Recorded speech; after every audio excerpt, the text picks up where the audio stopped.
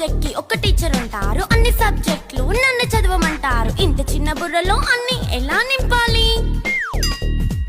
Class work, home work, fair notes అంటారు. Subject కి 3 books పెట్టి బ్యాగ్ నింపుతారు. ఇన్ఫాక్ట్ నా బరువు కన్నా నా బ్యాగ్ బరువే ఎక్కువ.